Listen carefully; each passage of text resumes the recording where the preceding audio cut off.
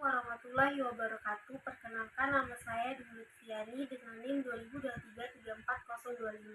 Di sini saya akan menyimpulkan dan menanggapi materi dari pertama hingga materi ke-6. Yang saya tangkap dari materi pertama tentang perkembangan kognitif, yaitu proses di mana kemampuan mental seseorang berkembang dari masa kecil hingga masa dewasa. Nah, ini melibatkan perkembangan kemampuan berpikir, belajar, memahami, dan memecahkan masalah. Nah, untuk materi yang kedua ada dua pembahasan. Yang pertama tentang indikasi kognitif pendidikan dari C1 sampai C6, dan kedua penerapan teori kognitif dalam pembelajaran. Pembahasan yang pertama yaitu indikasi kognitif terhadap pendidikan dari tahap C1 hingga C6, yaitu berkaitan dengan pemahaman tentang bagaimana individu belajar, memproses informasi, dan mengembangkan pengetahuan.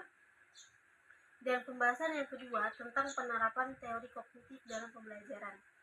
Yang saya tangkap yaitu tentang penggunaan strategi dan pendekatan yang sesuai dengan tahapan perkembangan kognitif.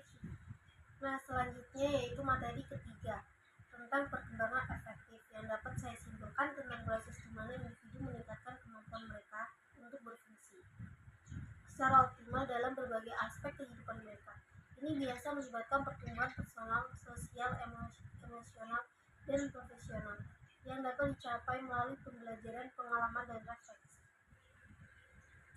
Selanjutnya untuk materi keempat tentang efektif sikap atau perilaku perkembangan dan bimbingan peserta didik, di mana ini mengacu pada kemampuan guru atau pembimbing untuk mengembangkan hubungan yang positif, memberikan dukungan yang efektif, dan memfasilitasi perkembangan peserta didik secara holistik.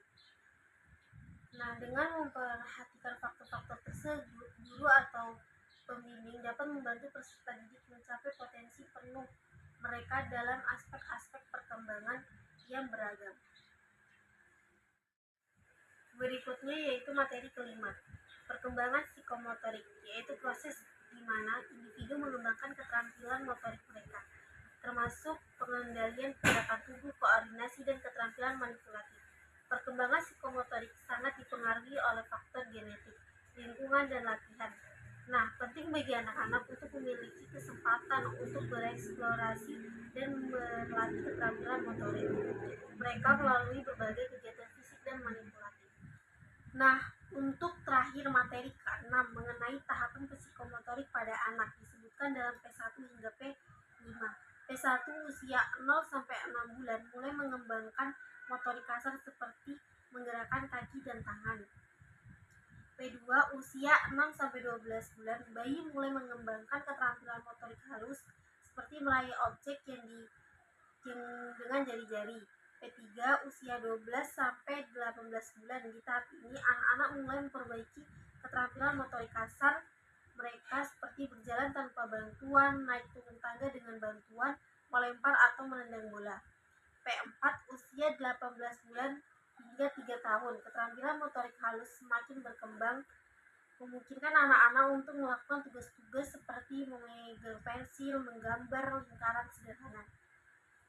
P5 usia 3 sampai 6 tahun. Anak-anak pada tahap ini mulai mengasah keterampilan motorik halus mereka dengan kegiatan seperti memotong dan menggunting, mewarnai, dan membangun menggunakan balok konstruksi. Dengan pemahaman tentang tahapan ini, kesimpulannya orang tua dan pendidik dapat memberikan dukungan dan stimulus yang sesuai untuk membangun anak-anak mencapai tonggak-tonggak penting dalam perkembangan motorik.